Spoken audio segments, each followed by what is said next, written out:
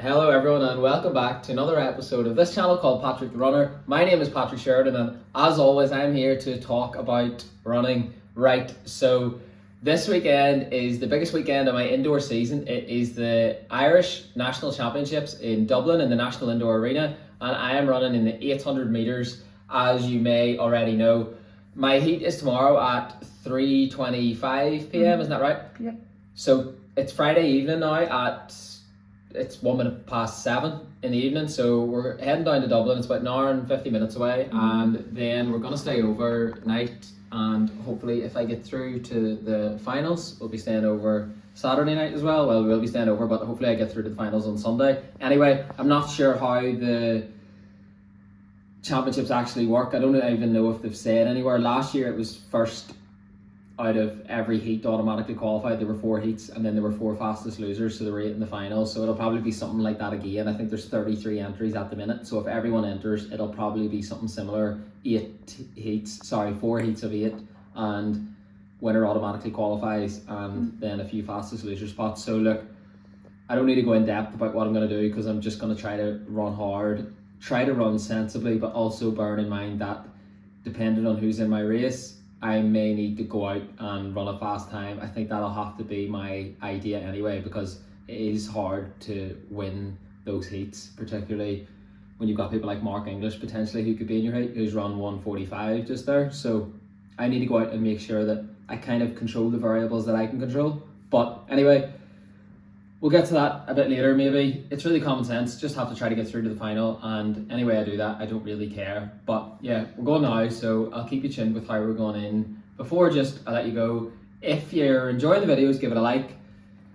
Press that subscribe button please if you want to be informed of future videos, and also give me a follow on Instagram at PatrickTheRunner97 because I'm doing more content there, and also you can get all my streaming on Strava at Patrick Sheridan. So yeah, leave it for now, but we're gonna go get some dinner in Dublin and then get to bed.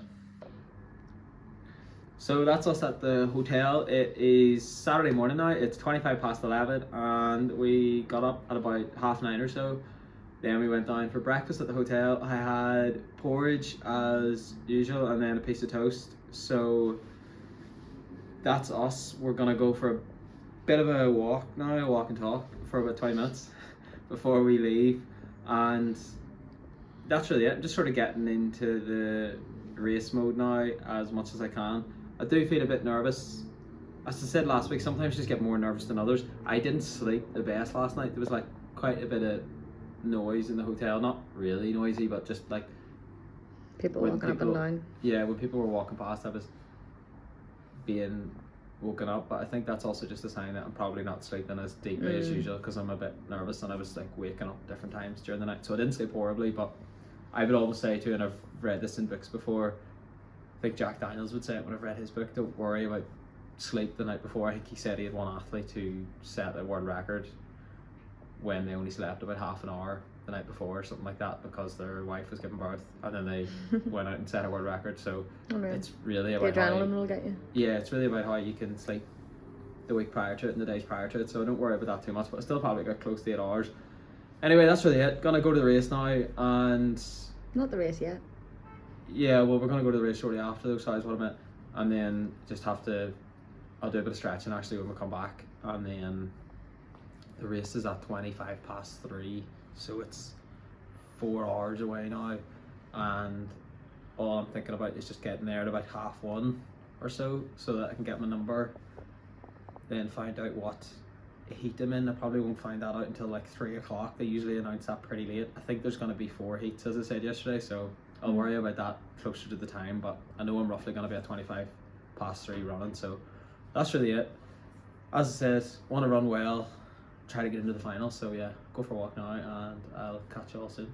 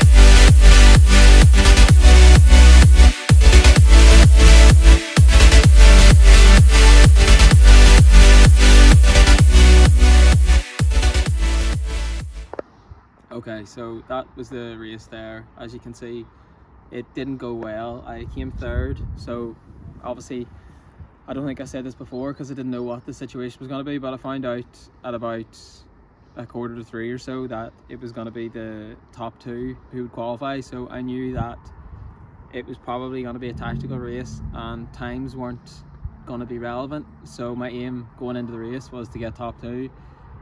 You can see in the video there that that didn't happen, so that's really disappointing. And to be honest, it was probably a bit of a tactical disaster class because I don't think I made the right decisions during the race. To say an 800 meter running, you can't make any mistakes, and I probably made about 10 of them. So it just didn't go to plan, and I'm just quite disappointed about it, to be honest. I just think it's a backward step when last year I went to 2 national championships, made the final in both. For this year not to make a final is really disheartening. But look, I'm not going to feel sorry for myself. I'm just going to train, get back to work and try to do things better. But with that being said, I think it maybe is time to look at possibly getting a coach or making some sort of changes in my setup so that maybe I can go into these races with a bit more of a plan, because I think today I didn't really know what the setup was going to be, and I probably didn't make my mind up about how I was going to approach the race. I kind of just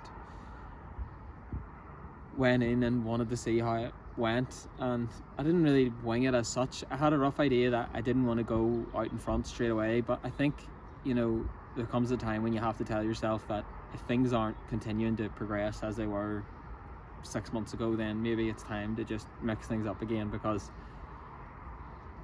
I just want to keep going in an upward trajectory, and I want to be honest with myself about where I'm at. And that was a good opportunity, I think, for me even to get a medal tomorrow if I had made it through those heats, because a couple of the big names weren't there, and it was a good chance to get some hardware really, and I didn't even make the final, so that's really disappointing. I think what my big mistake was there potentially was at 400 I decided to take it to the front, and the reason I did that was because I was worried that I was going to get boxed in. So I probably did make a mistake of panicking a bit in the middle of the race. I don't know if panic is the right word. It seems quite strong, because I felt like relatively comfortable at that stage, but I think I decided that I didn't want to get in the middle of a pack and not be able to make a move, and I was conscious that I was possibly running lane 2 and I didn't want to be running further than other people, so I just thought I'll go to the front here,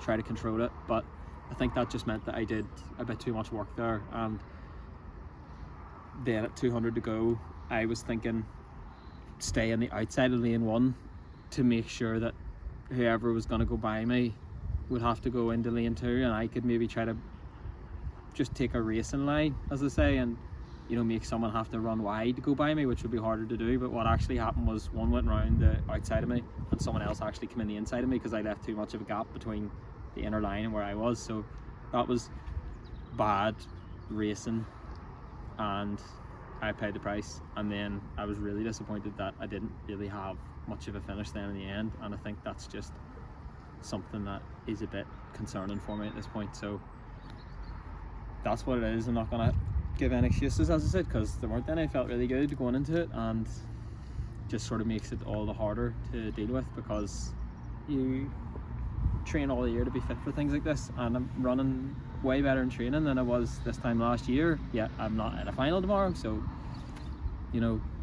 it's hard to accept, and it's hard to accept when you put so much time and effort into these things, but obviously that's what everyone at the top level does. So yeah, I think, like, looking at it again too, I probably need to get a bit better at racing. I've been chasing these times for a while, and I've been going to these BMCs and trying to run under 150, and I just think maybe I've got not carried away with myself, but I've got a bit too preoccupied with running these times, and sometimes you just need to go out and try to win races. And today I needed to get top 2, and I knew that. I didn't care about the time, but I got a bit carried away with maybe the race at 400 to go, and it just does come with practice, these things. Like, I don't have that much practice at races like that. There are only really 2 tactical races I would say I've had, or the 2 national finals, where you could say that I made 2 tactical errors as well. So that's something that I have to look at. And again, it's all well and good me saying now I should have done this, but in the moment it's hard to do things, and particularly if you don't have a strategy going in, it's maybe hard at the top level to think on your feet when you don't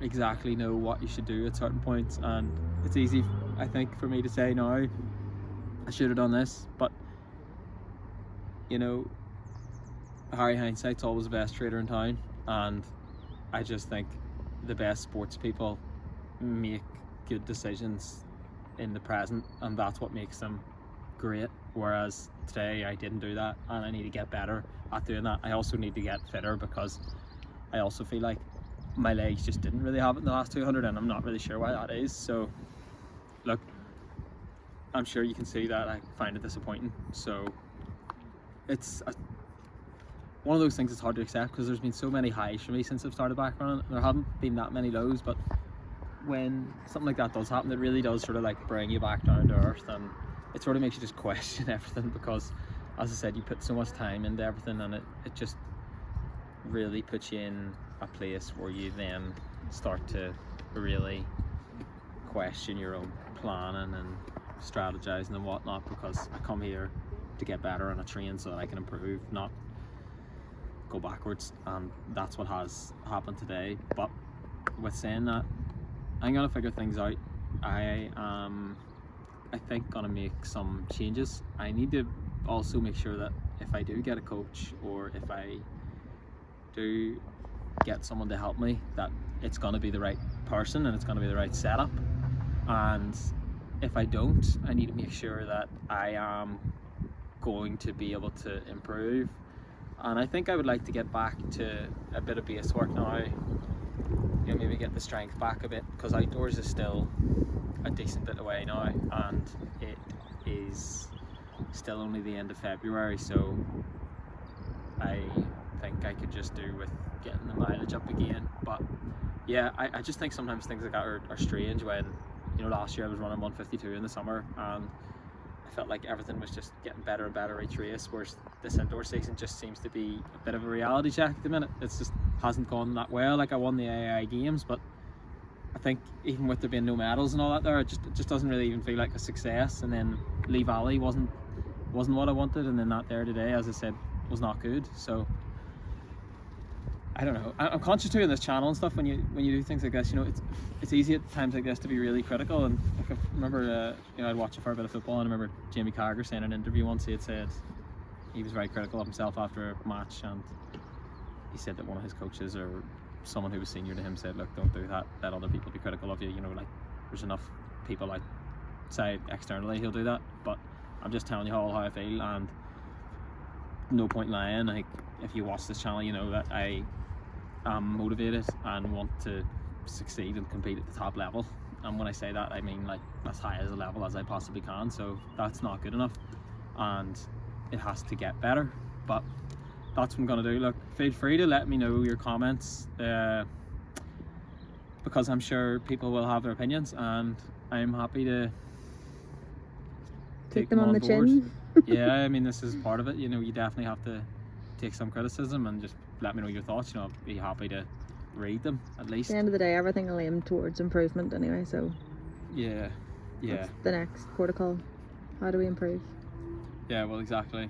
It is just hard to take when you don't do as you want to on a day like this, and you plan sort of the weekend in terms of getting to a final, and it doesn't happen. But this is what happens in sport.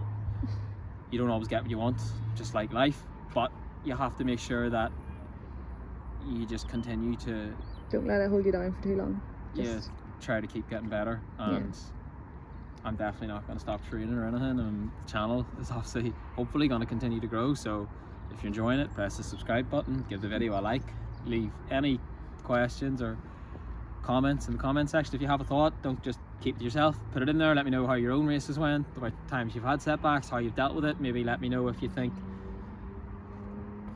I should take on a particular coach, or if I should have taken a particular strategy. Tell me what you think has worked for you in the past. Just let me know your comments, because that's what it's all about. And I hope people can appreciate I am putting myself out there, but that's also part of it for me. It's trying to also not just promote myself, but also like promote the sport and get people engaged in it. So hopefully when I win things and when I get more success, people will be able to see that and think, oh well, look, we were able to see the journey, and look how far you've come since this setback. So look, there's setbacks in every sporting career. I don't think anyone's ever had a time where they haven't had setbacks. I didn't think everything was going to be easy, but this is what happens, and I will move on and I will take it on the chin. I have already accepted it. I just need to make sure that I get better, and yeah, that's really it. But look, thank you for tuning in. I appreciate everyone's support. I don't take it for granted, but please continue to support. Please, if you're watching, do subscribe if you haven't already, and I'll catch you all soon for the next video. In the meantime, take care, have a great week, and thank you very much.